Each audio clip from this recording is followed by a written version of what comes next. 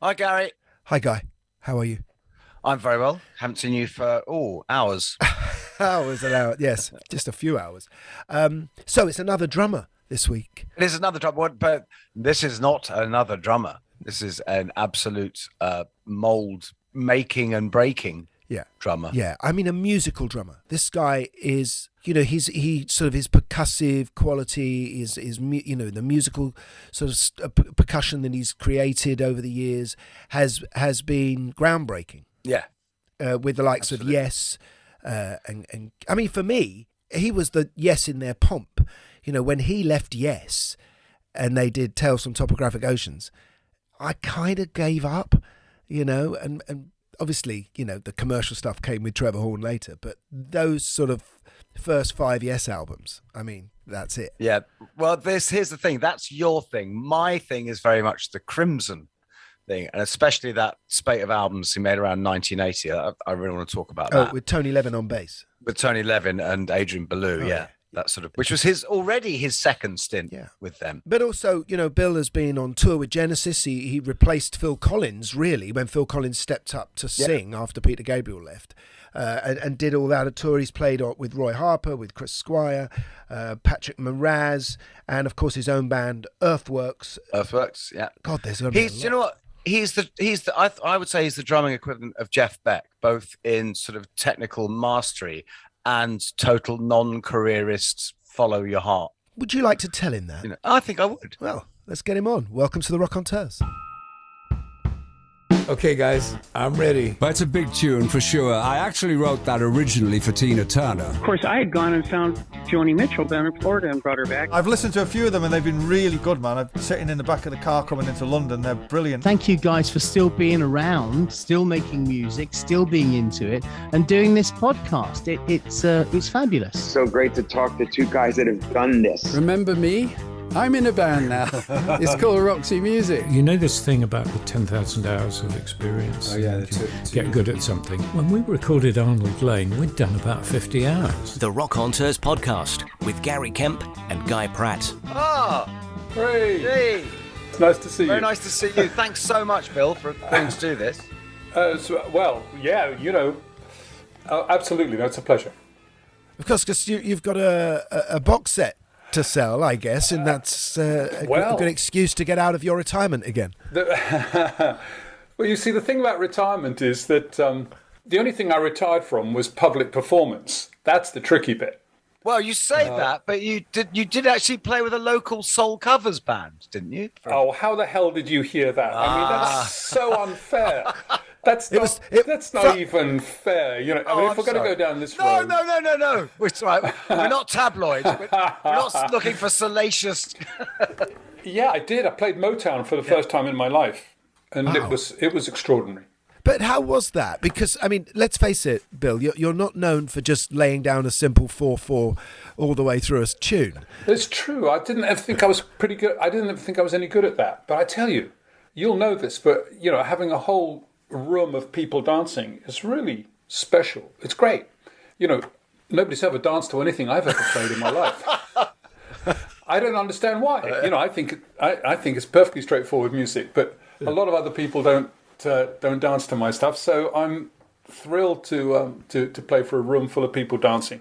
It's quite funny when you say that because I used to play with Pink Floyd, and obviously we used to play Money every night. And of course, that's the big hit. Yeah. People would go, yeah, and everyone would get up to dance. And of course, it's in 7/8, and they couldn't understand why it wasn't working. Their usual moves weren't working. Exactly. So what made you've got this box set, but what I was interested in is how you put this together, because your career is so diverse and so interesting that you, instead of putting it into bands, you've decided to put it into these four sections: the Collaborator, which obviously is Yes and King Crimson, and and then the Composing Leader, which is your band and Earthworks, and obviously your special guest work, and the Improviser, the stuff you did with Patrick Moraz. And lots of others too. Yeah, well, it's to do with, partly to do with the way musicians operate. And you'll know about this, performing with others collaboratively, such as with Yes or King Crimson, performing perhaps as a leader, performing for a leader, or perhaps without a leader at all. These are all different contexts that musicians perform in. And it's important that we understand which context we're performing in, I think. And it's a way of segmenting up the music, because I'm not sure the listener knows that, really. They just think we turn up and do what we want with varying levels of direction. Sometimes you're intensely directed, like when you're a special guest or something like that, or a session guy. Sometimes you're not directed at all when you're improvising. And these are quite different ways of enacting in music, I think. Because when you did, we're probably going to be jumping around all over the place chronologically. Yeah, but let's jump. Yeah, when you did your thing with Patrick Moraz, for instance, that looked like you were very much looking for kind of. It wasn't a drummer playing with a piano player. It was very much a collaboration of equals, just two musical instruments firing off. Indeed, so. Yeah, I mean, it's not necessarily one supporting the other, but then I've never been quite that sort of drummer either. I mean, we're all kind of even characters, I think, and it's more of a conversation. If you've got two people on stage, it's like a conversation, a bit like we're having now. It's what an improvisation is, really. We're making this up as we go along, folks. Don't tell them. Yeah, but obviously there's different levels of this. I mean, we're going to talk about these particular projects in more detail, I'm sure. But when you're working with Yes, I mean, you were a very strong collaborator. But probably the fact that there were also 4 or 5 other strong collaborators made that quite a difficult process at times. It did. But musicians get better at this, figuring out how it's all interpersonal relationships, don't you think? It's all are you good with other people? Can you get along? Can you understand what the other guy's trying to say? Play well with others. Play well with others. I mean, it's really key. It's what it's all about, isn't it? And I think some guys are better at that than others.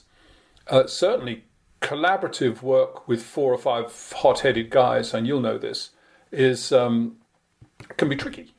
Of course, you've got your ideas, and somebody else has got their very strong ideas. I think in sort of mid-'80s King Crimson, it was really nice. I mean, we used Tony Levin on bass. I'm not going to tell Tony what to play. Yeah. Adrian Ballou on guitar. I don't even know how he gets the sounds out of the guitar. So, yeah. And he's not really going to tell me what to do on the drums. You just it's assumed at that level that the guys you're working with know what's best. You didn't mention Robert in that. I was going to say, because on the other hand, there is none stronger probably in the business as a leader than Robert Fripp, surely. Well, he'd have a heart attack if you called him a leader, of course. He doesn't like being called a leader. Let's think more about thinking. And it's like a conceptualist, if you like. It's like, we're going to do a bit of... I suggest he might say, we're going to do a bit of this. We play on this particular ballpark with these particular things, and perhaps not on that particular ballpark. With things we won't do over here, things we might do here. We could try... we had lots of lovely tools we could do these things with, electronic drums and Roland guitar synthesizers and all kinds of great stuff. The words rock and jazz were never mentioned. Occasionally in the 1980s we talk about village music and gamelans and things which were becoming world music, it later turned into world music. Robert was a conceptualist, if you like, and would suggest things that we could do. He'd throw a number of balls in the air, if you like, and see if anybody caught them. And if they all dropped to the ground, that didn't matter either.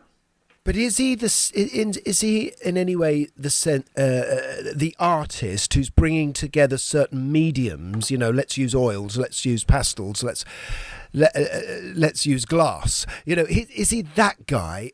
Or do you feel that in the room? Or once he's made his choice in musicians and everyone's equal? Everyone's equal. You can do what you want so long as he's never heard it before. There is that kind of vibe going on. Any drumming you like, Bill, so long as I'd never heard it before. So he's a thinker, I think. And he's quite capable of illustrating his thoughts on the first song and a half. After that, we're up and running. We're on a plan. We're on a mission. We're going to try and make that work. I'm not making any sense to you, am I? No, you are. There's very interesting. I think I heard Life in King Crimson. Yeah. I think you're also being very political, but that's okay. Yeah, exactly. Because I saw you interesting. Because a friend of mine has just made that documentary about King Crimson, which is an absolutely fascinating film. Toby Ames. Yeah, and it's my neighbour down here. And Is he? But the way everyone skirts around the issues is extraordinary. But there's something you said in an interview a while back, which I thought was interesting. You said you don't leave King Crimson; King Crimson leaves you. Well, what are you going to do? I mean, it's not a career option, King Crimson. It's not a career band. It's not something you do, to plan your pension on. It's not going to work that way. It's one of those bands that you're never quite sure whether it was going to be there at breakfast or not the next morning. Yeah. So you needed to be fairly resilient, a kind of tough guy but I don't mean a tough guy, a hard guy. I mean a guy who is not overly sensitive. I mean, I've got stuff I can do. I can do it with other people too. It doesn't have to be only King Crimson, ever. But that's because Robert's in charge of the tap that turns it on and off, I guess. Indeed, he's got the light switch, yeah. Right. I mean, we could talk a little bit in detail while we're here, I mean, rather than starting with your Yes stuff. Because, Lark's Tongues and Aspic was such an extraordinary record when it came out. I think, I felt myself as a young guy buying that album, that I'd stumbled into some other world that was a part education, part stimulation, part revolution against anything that was popular in my family as pop culture, as it were. But for you, what you seem to focus on, I think, is the introduction of a guy called Jamie Muir into your life. Yeah, he was in King Crimson. You were never quite sure who you were going to be playing with. And it might be people you've never met before or you've never even heard of before. It's possible. So you turn up at the rehearsal room and there's a guy called Jamie. I don't know what he does. How are you, Jamie? Who are you? Terrific. What are you going to play? He says drums and percussion. And I say, well, that's funny because I'm going to do that too. So right off, it's going to be an interesting morning. You can tell that. So I was very arrogant, very young, 18. I still imagined that the music... 18? By now you've already done Yes. No. Forgive me. Okay. Yes was at 18. I'd be 22. Your story was nearly something very different just then for a second. Sorry. That's okay. That is a little young. I forgot what it's like to be 18. And so Jamie was there, and he was a bit older than me, had a bit more experience, and didn't mince words about what he thought my drumming was, which was basically a load of crap. Wow. So that was okay, and I recovered from that. Let's put it this way: I was still in the phase that young musicians go through, where they think that the music exists to serve them. Jamie, in no uncertain terms, pointed out that I existed to serve the music. Oh. Wow. He was all about how music works and how you can apply yourself to music, but Robert too. These are very interesting men.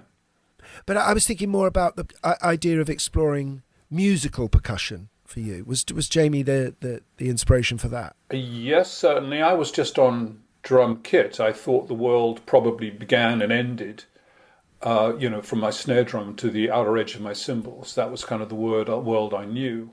But then there are other ways of looking at percussion, and particularly in terms of timbre and the texture of the sound. So Jamie he was the first guy I heard play a trash metal drum kit, really, with a baking tray in the bass drum and chains all over the snare drum and tom-toms and bits of metal all over the place. It sounded terrific.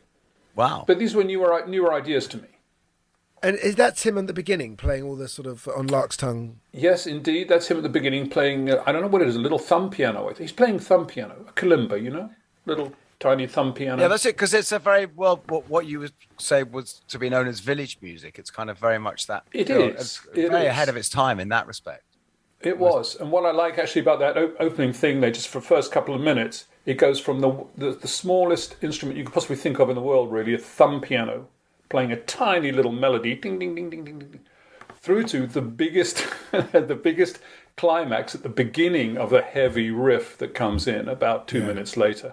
And it goes from minimal, absolutely the most minimal music you can think of to the most maximal. It's the most extraordinary piece of music. It's a whacking great big hit. It's great. It really is. Guy, did you see the Nick Cage movie Mandy recently? No, I didn't. Oh, well, my son, he's actually a very, very good musician anyway, he was obsessed with movies. Milo, he was 17. He's watching this film, and he said, "Oh, Dad, have you know this track by King Crimson?"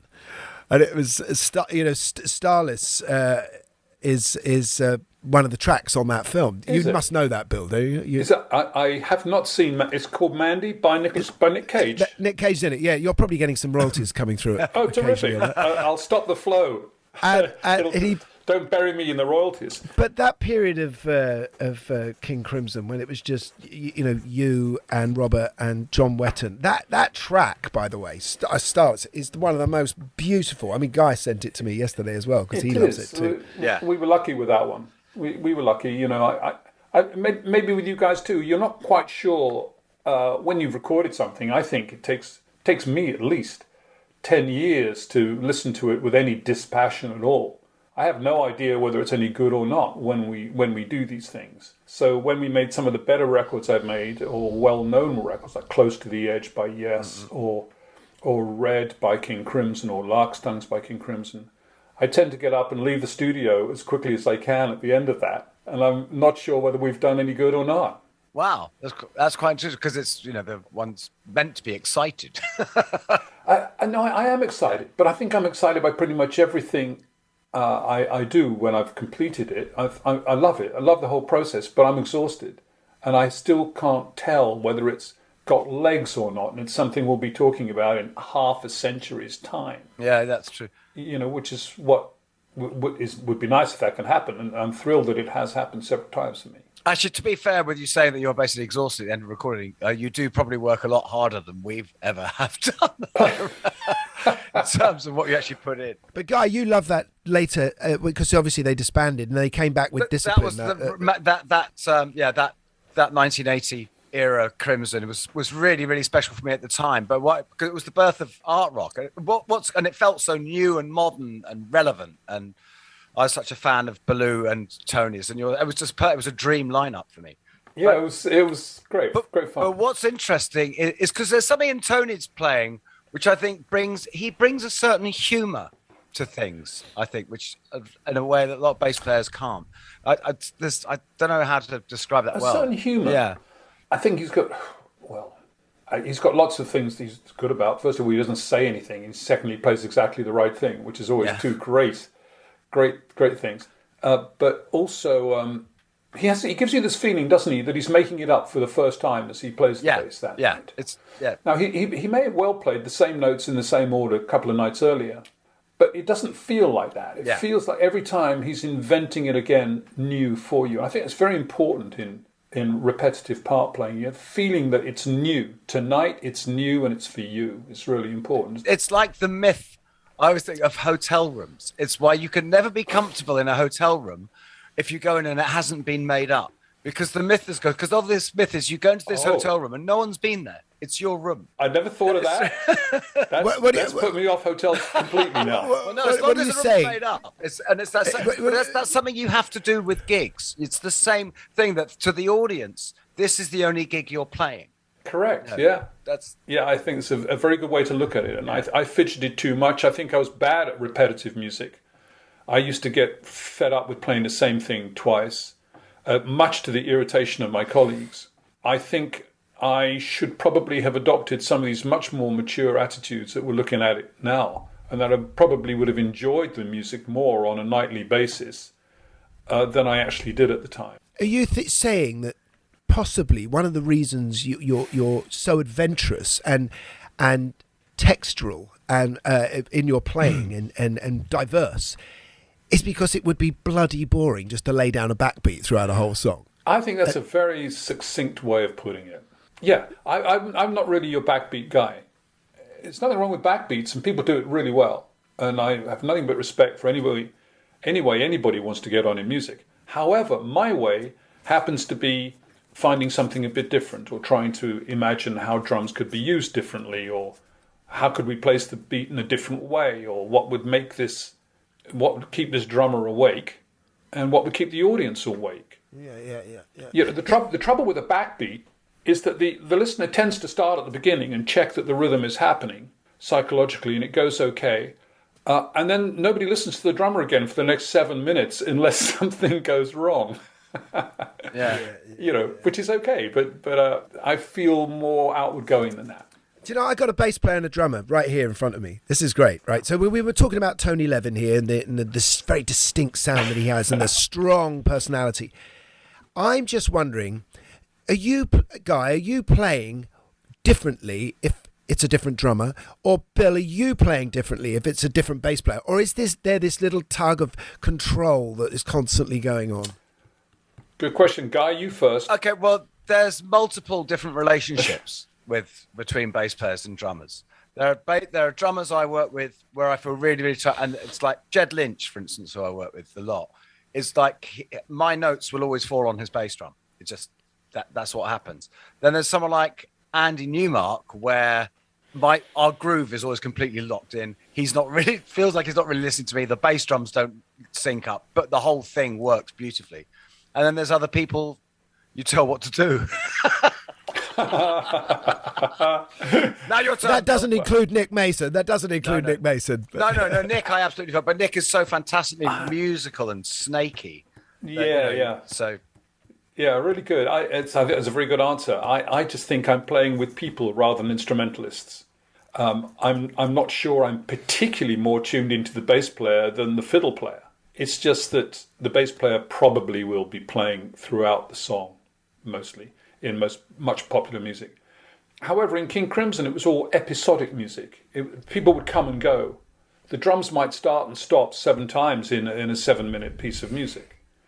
And sometimes the continuum or the most space occupied by an instrument might be the guitar player. So I'm listening more to the guitar player. The bass player stopped by that point. You see what I mean? I don't have that fixed relationship. I never did have a fixed relationship with the bass player in quite that sense. Even with Chris Squire? Even with Chris Squire, I would say. I mean, he was 3/4 of the way up the bass neck anyways, sounding a little like a lead guitar. So a little.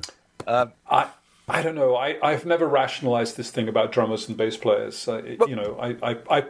We play together. It seems okay to me, kind of thing. Is about as far as I get. But you had one period in Crimson where you were essentially 2 trios. Which bass player am I playing with? Wow, yeah, very true. And how to mix this is a great one for producers. How to mix an album with 2 drummers, 2 basses, and 2 guitars. That's tricky. Where do you put the bass drum, the one that's playing? Do you put that in the middle, or do you put both kits left and right, except that the left guy's not playing at that time, for example? So that was quite interesting. But they were bass players nominally, but everybody was contributing to a fabric of music, yes. And I joined in that too, and I didn't prioritize one musician over another. I don't just lock in with a bass player, for example, and listen to nobody else, which is what some drummers might do. Well, you can never not listen to Robert, surely. This is true. It would be unwise. Should we go back to your beginnings, Bill, in music? And, of course. What first turned you on? Well, it's very simple, really. I came from jazz, which is a 4-letter word. A bit like rock. Was it on one of your shows? I was listening to, I think you with Nick Mason or somebody like that. Can't remember, but somebody was saying that rock was the new old people's home, which is a fantastic phrase. Yeah. I mean, both the words rock and jazz are so tired that they should be retired. However, I started as what was called a jazz musician in the sort of 50s and 60s, and grew up with jazz, learned how to play jazz drums. What turned you on? Why not the Beatles like everyone else? Well, mostly you can blame the BBC. It was BBC Jazz 625 on Saturday nights, prime time. Humphrey Lyttelton was the MC, and they had in all the great guys. They had in Freddie Hubbard and Art Blakey and Max Roach and Sonny Stitt and all the great guys. So I just sat there as a 12-year-old with a pair of drumsticks, bewitched. And right away, well, 2 things immediately. I couldn't understand how nobody seemed to play any wrong notes. How was that possible? There's no music and nobody played any wrong notes. That was brilliant. And the second thing was that the drummer at the back seemed to have a huge amount of control. That nobody really went anywhere very far without the drummer's say-so. So he was like kind of a guy driving a coach and horses at the, up on the thing, the 4 horses and the drummers at the back on a riser. And when he whips the whip, they can really go. When he just reins it back in, they rein back in. There's a great sense of ebb and flow generated from Art Blakey. Well, he's the leader of the band. That's true. But I started with jazz. But the great thing I did, of course, which you guys nearly did, but not quite as well as I did, was get born in 1949. Yeah. Top work there. Which puts you at kind of 18 or 19 years old in 1968. Ooh. Kind of magical age, where everything was happening, Paris riots and Jimi Hendrix and God knows what. It was all, you couldn't really go wrong because it was such an exciting time, I think. Yeah. And all the jazz guys were slipping into this new thing called rock, so Mitch Mitchell, who I knew in the Riot Squad, and as a studio musician, he was falling into Jimi Hendrix and kind of playing Elvin Jones in Jimi Hendrix, And then Bitches Brew coming up. Well, yeah, a few years ahead. Yeah, but it was a very exciting time. You could be anything you wanted to be, except, funnily enough, you could be Coltrane or you could be Jimi Hendrix, but you couldn't quite be both. You're not allowed to like both. Jazz was jazz, and they were terrible at playing rock. And rock was rock, and they were even worse at playing jazz. And never the twain shall meet, and you was, as a rock guy, you were seen to be, as a jazz guy, you were selling out if you joined a rock guy. Terrible. Remember selling out? Yeah, but that's interesting you say that, because someone like Peter Banks, the original guitar player from Yes, and in Mabel Greer's toy shop, you listen to his solos, and yes, you can hear the future of progressive music. You can hear Steve Howe, you can hear Steve Hackett, but you can also hear jazz. There's a jazz style in there. Is progressive music the answer to this combination of not being able to do one or the other? It's an interesting idea.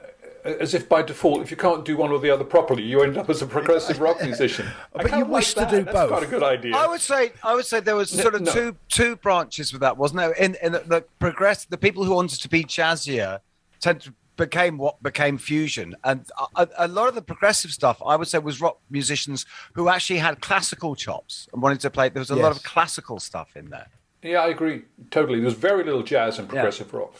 I mean, if you take somebody like Rick Wakeman, there's not a note of jazz in a man's body.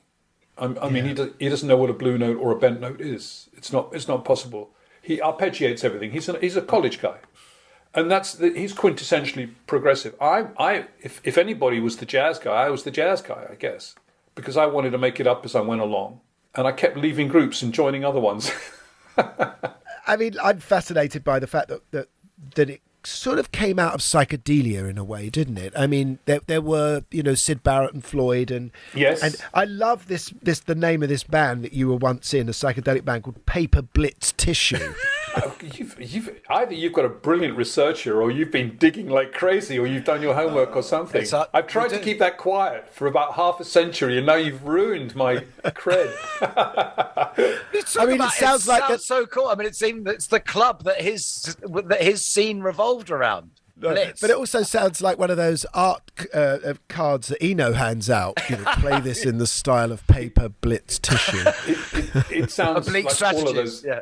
All of those things, in my defence, I only lasted 3 nights. So these are pickup gigs that you get when you don't know anything or anyone. There's nothing to defend. Being in Paper Blitz Tissue is the highlight of your career. No,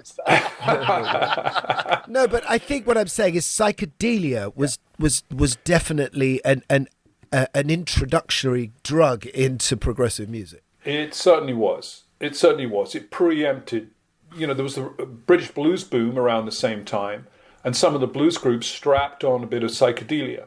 Now, funny enough, we were talking, weren't we, a few seconds ago about Nick Mason, and one of my first gigs, which I remember very well, was at the Piper Club in Rome with a band you've also not heard of, thank heavens, called The Noise. And The Noise supported the Pink Floyd in the Piper Club in Rome for a few nights.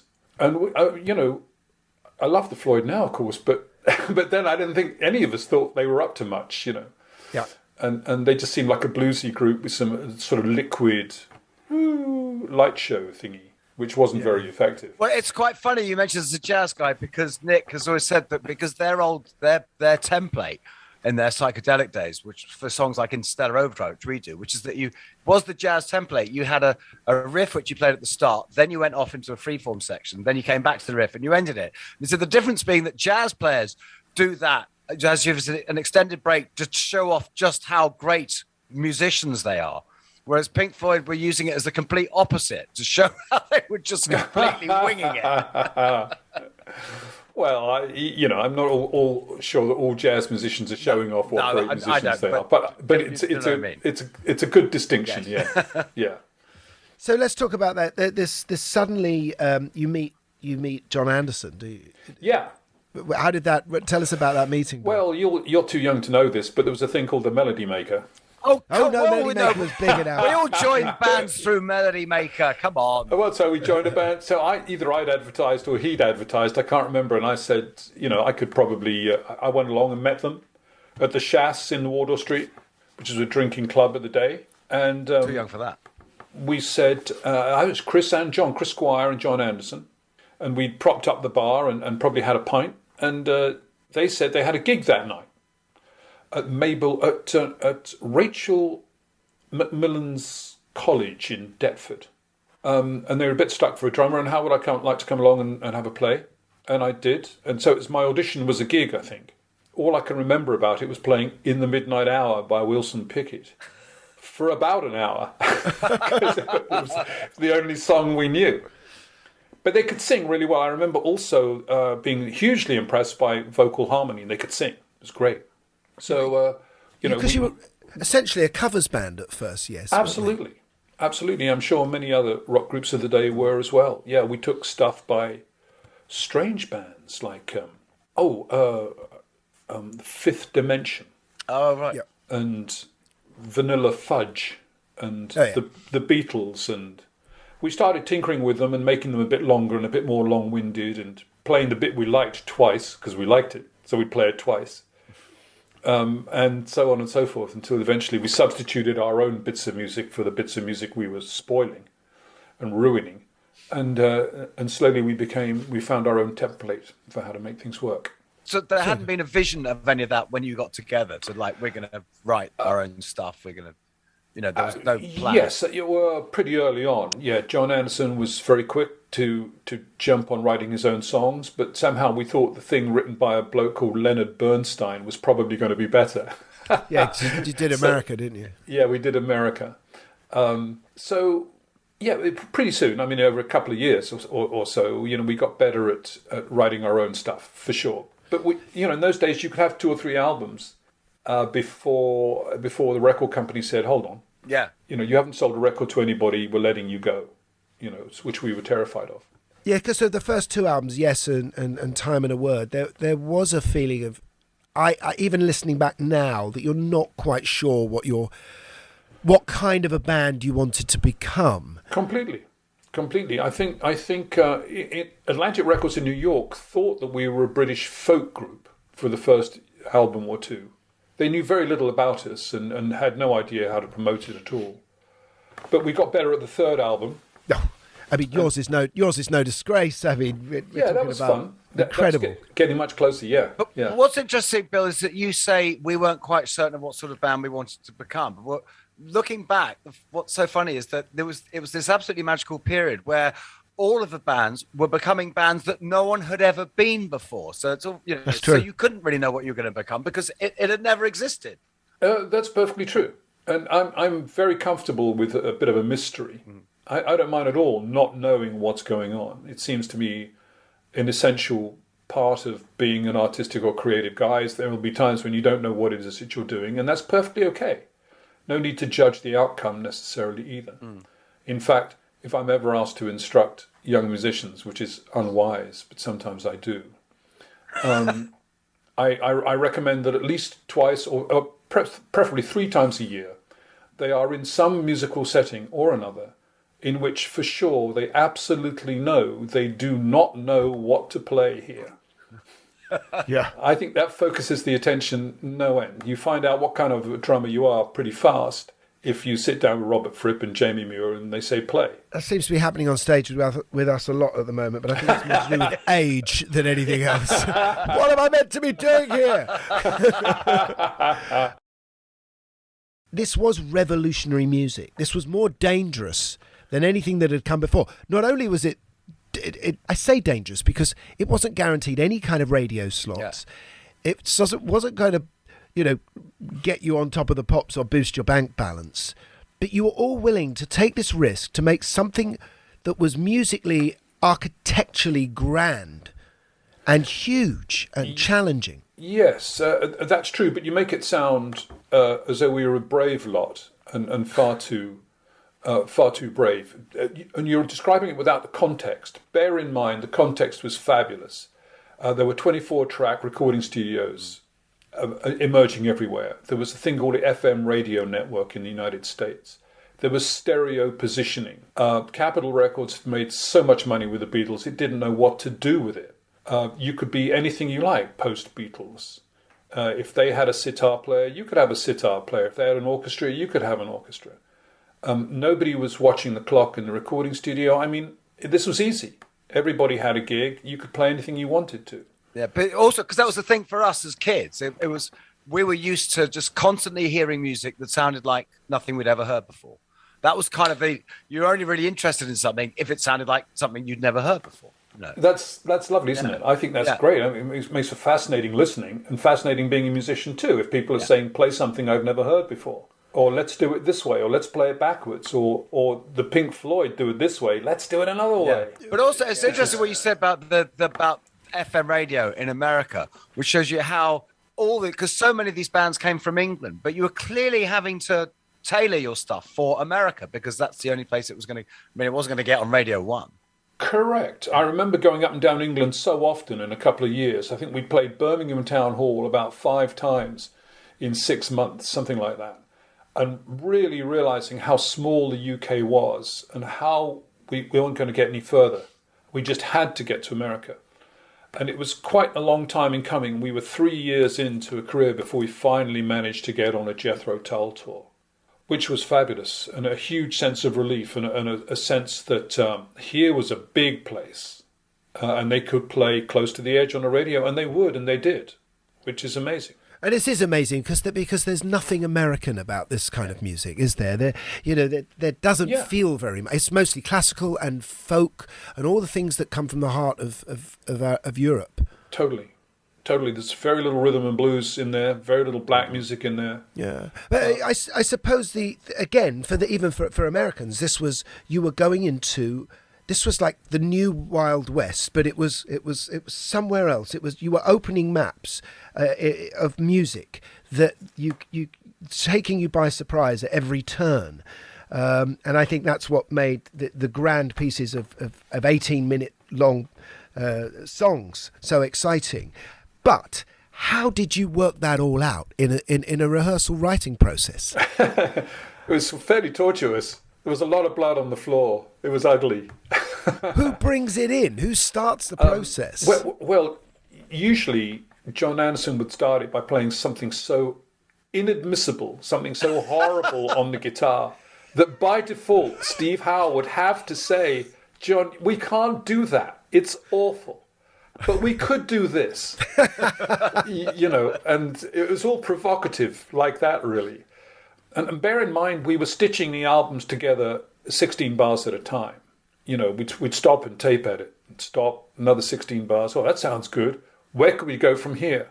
Rick? And Rick, being a great musician, would say, oh, it's easy. You just modulate and play it backwards with an aleatoric what's it. And we'd go, great idea, let's do that. And on a good day, by the way, halfway through this process, we'd break down the drums, break down all the kit, and go and play a gig in Newcastle. And come back and set it all up again and pick it up at letter F. 48 bars into the song. And so it's never going to sound quite the same, is it? No, never sounds quite the same. And are you working in these suites, these ideas of, this is this part one of the song, part two of the song? Yeah, absolutely. We've got an introduction, but and we've got a kind of bridge to something, but it's got to be joined by a verse, and then we're going to need a codicil and a second subject, maybe even, and all sorts of things would come and go. And of course, you weren't recording these rehearsals, and I wish we had recorded the rehearsals, because then we'd all remember what somebody had agreed last Tuesday was the best thing. Because you'd say, let's do it like we did last Tuesday. And somebody would say, but I don't remember what we did last Tuesday. But recording was awkward then. It's not like now where everyone's got everything on their phone anyway. It was a pain in the arse to be recording everything, right? It was very complicated, very hard. And of course, the drummer had to get it right. They couldn't really start the whole overdubbing process, which took months, until the drummer had said, okay, that's it.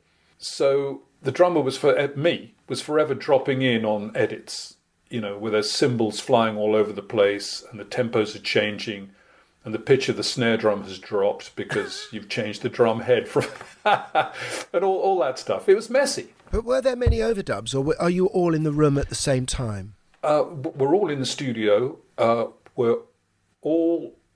Everybody's playing at once, but on the assumption that 4 out of 5 people will replace their parts.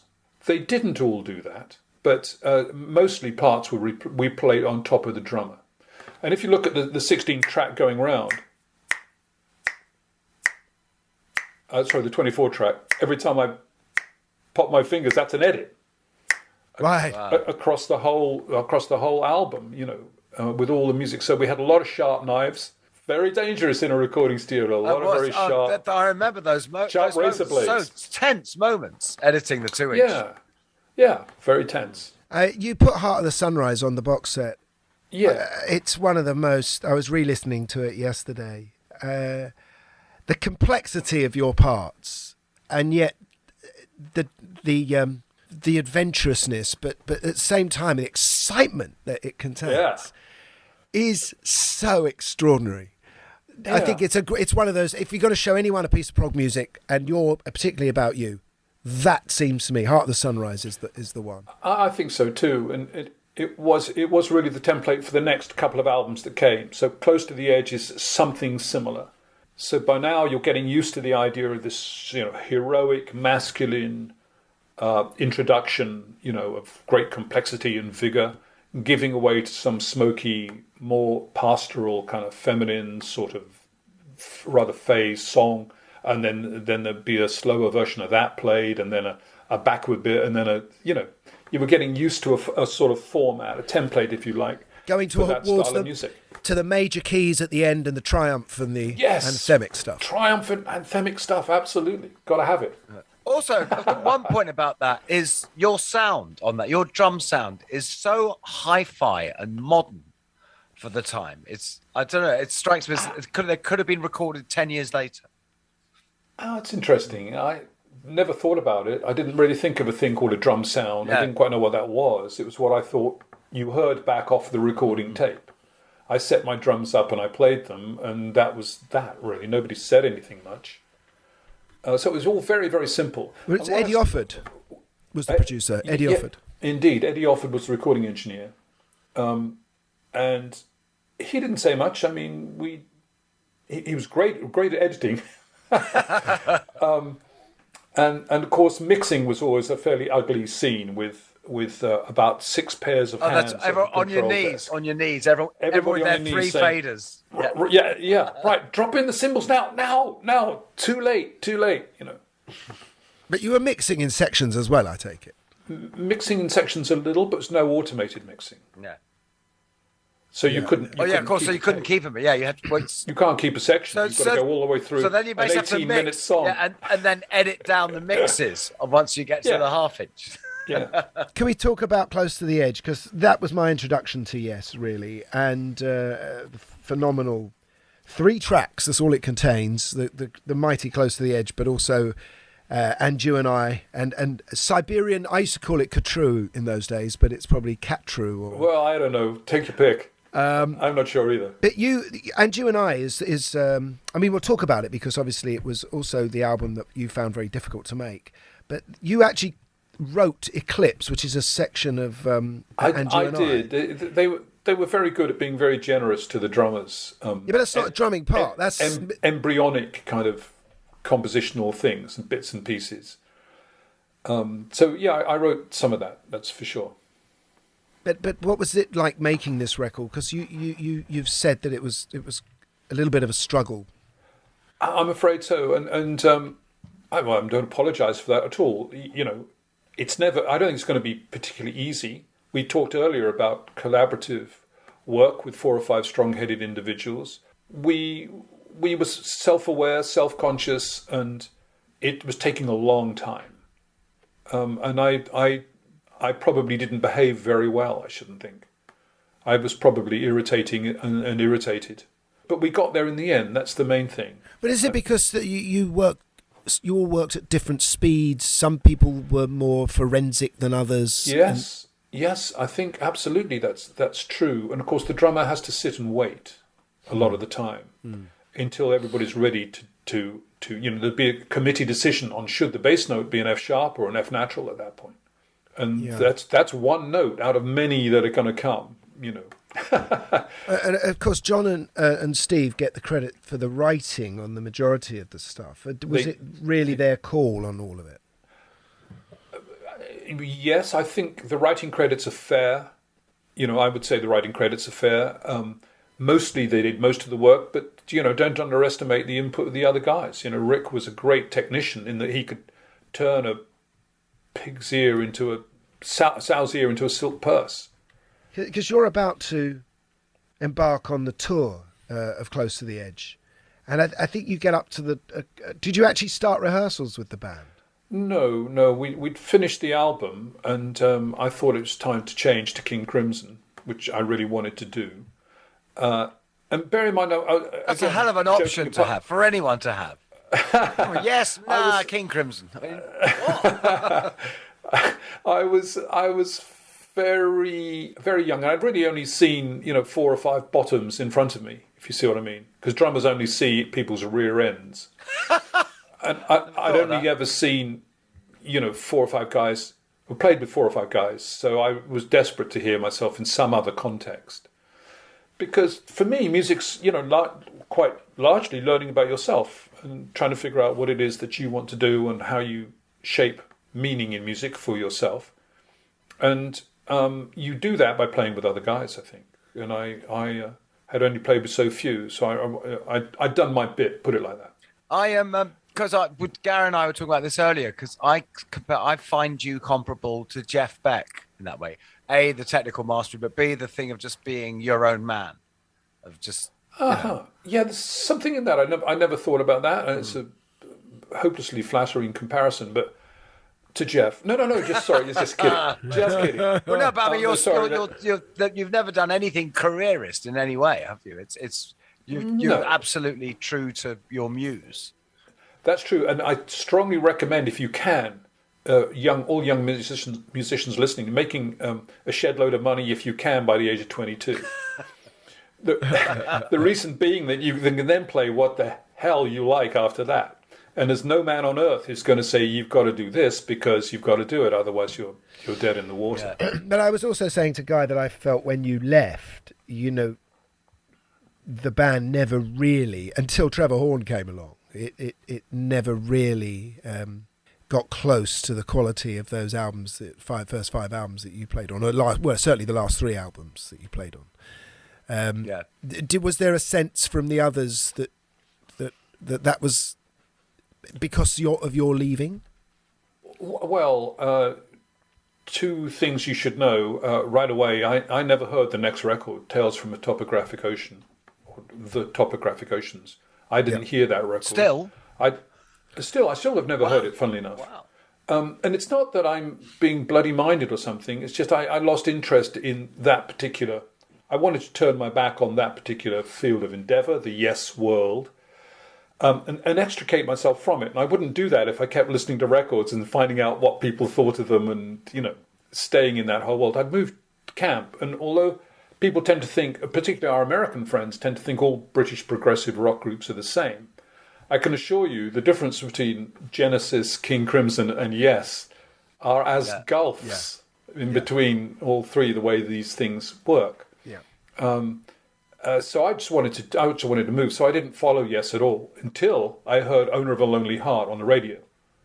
And I thought, wow, that sounds cracking. Yeah. I didn't know, complete stripped down, non-progressive style. I thought, that sounds great. Well, it's Trevor Horn. It's a Trevor Horn record. That's absolutely, yeah. But you did come back, didn't you, later on in the 80s with Anderson, Bruford, Wakeman and Howe. ABWH, which sounds like an offence. Sounds like something you get done for. GBH. ABWH, Gov. Yeah, let's put him in 20 years. So you came back, but why wasn't it called Yes? Because it basically was Yes. All kinds of legal reasons. Right. And there was a British Yes and an American Yes. And don't even go there. It's too boring for work. And there was a French oui and a Spanish si as well, wasn't there? I'm sure there were, yeah. You spoke about drumming with different bands before, and you're very much a man who creates parts. What was it like joining Genesis and feeling that you had to actually copy Phil? Well, is that what you did? They were quite particular. Yes, and I remember Mike Rutherford kind of saying, well, it should really be this symbol at that point, and that symbol at that point. And I'm not very good at that. I'm not very good as you don't want me on a studio record, really. Or I was doing a studio, as it were, a session musician thing, being paid to play, and that's okay, but I had no emotional connection to the music. I mean, don't laugh, I'm a drummer. I know you're going to find this funny.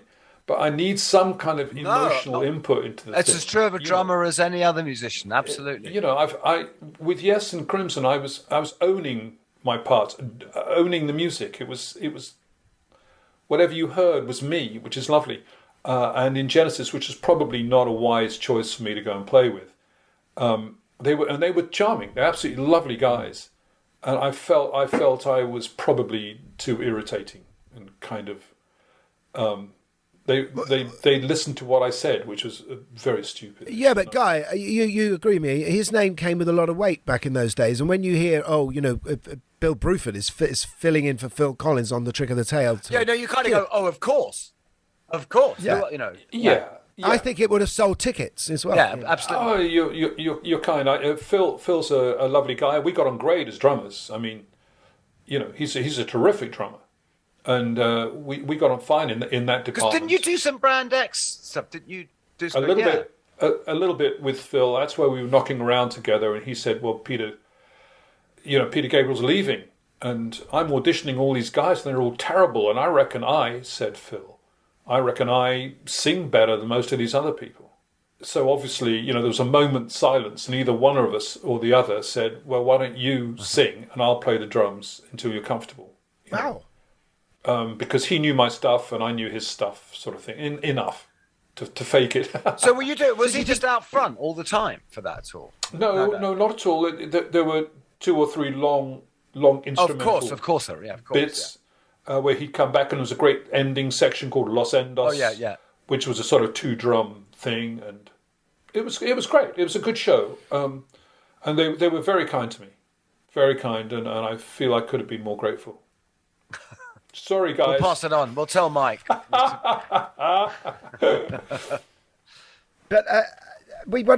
we should talk about some of your, as you call it, special guest in the box set. Now we're on to you playing with other bands. But you were talking to me about the Roy Harper album yesterday, weren't you, Guy? Yeah, I loved it.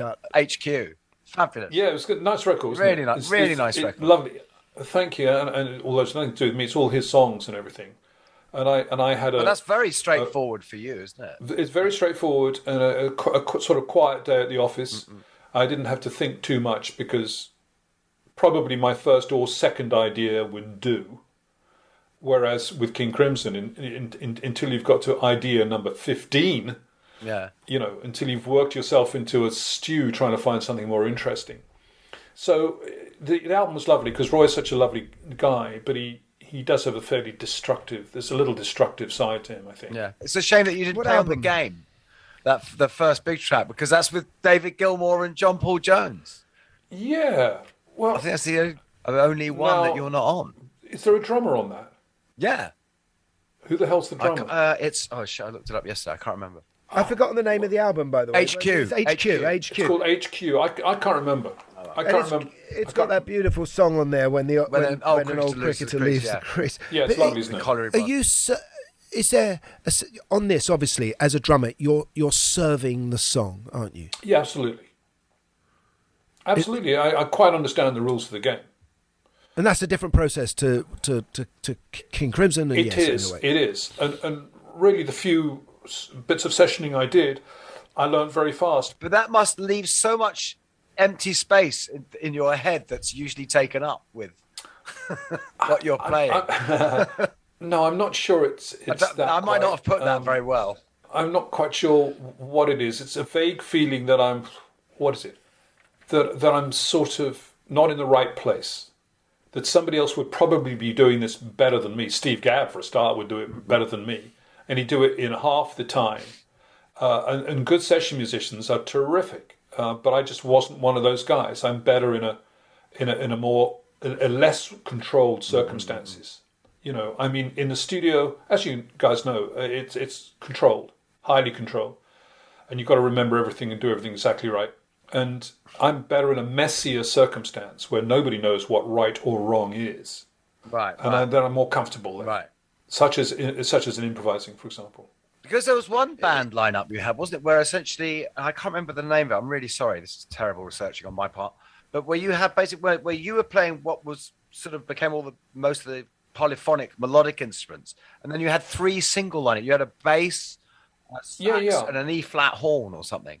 That's correct. Yeah, was that Earthworks? That was one formation of Earthworks, or wasn't? It was. Yeah. It was kind of beginning of Earthworks, where the electronic drum set had come of age, and instead of just being something a bit lumpen and a bit stiff as it was in the early 80s, it was getting better, and it got better over about 10 years, really, from sort of mid 80s to mid 90s. And somewhere around that time, it became MIDI capable, and you could start to play chords and controllable under velocity. So the harder you hit it, the more notes in the chord you got, and so forth, which could become quite expressive.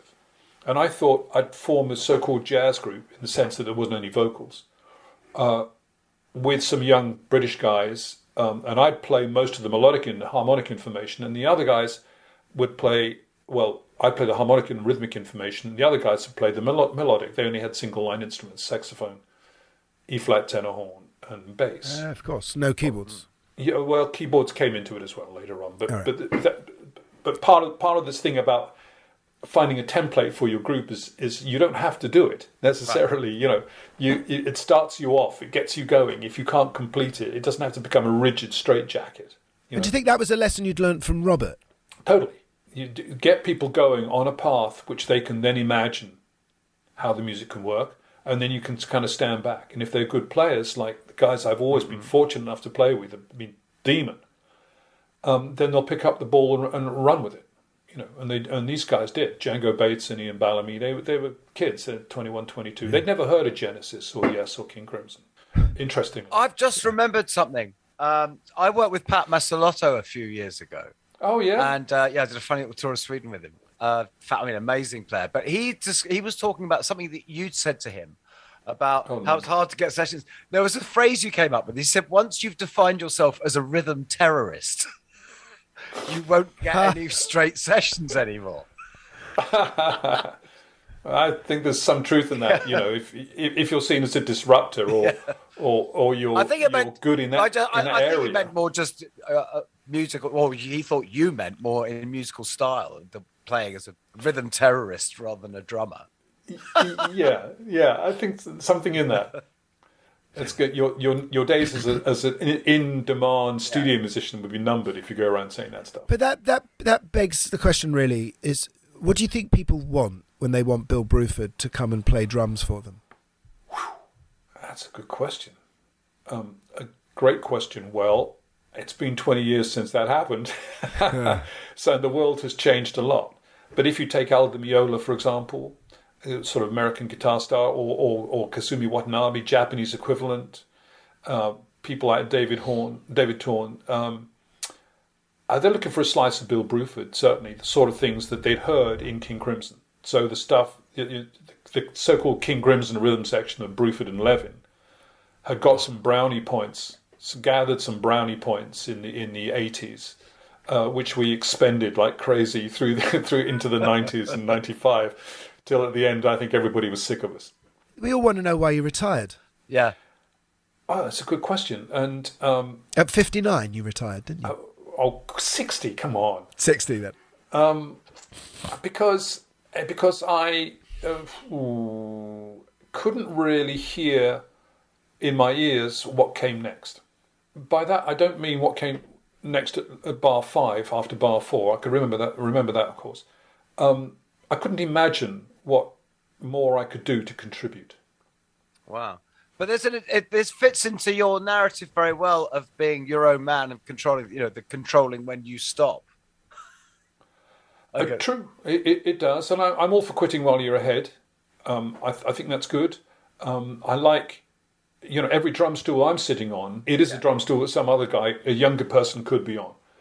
So I'm not a great fan of elderly rock, really, and I'm feeling that some of we older guys should shift over a bit to let younger guys have the stage.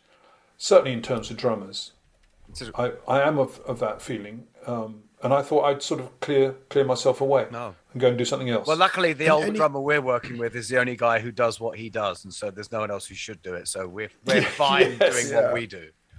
Yeah, yeah, absolutely, absolutely. No regrets though, Bill. No urge to pick. I mean, people must be phoning you all the time and saying, "Come and play in the studio for me." Well, you're very kind, but there are younger drummers, terrific younger drummers, and or worse than that, there are plenty of records with no drummers on that sound like that electronically. That's true. There's automated drums everywhere, which is totally convincing. I think there's a whole army of young people who've never heard a human being playing with another human being on a record, ever. Do you regret? Are you saddened by the fact that extremely brilliant musicianship is no longer necessarily commercial? I mean, when thinking back to your days of Yes, this is the most extraordinary players coming up with the most extraordinary difficult things and getting the albums to number one. That sort of doesn't exist, does it?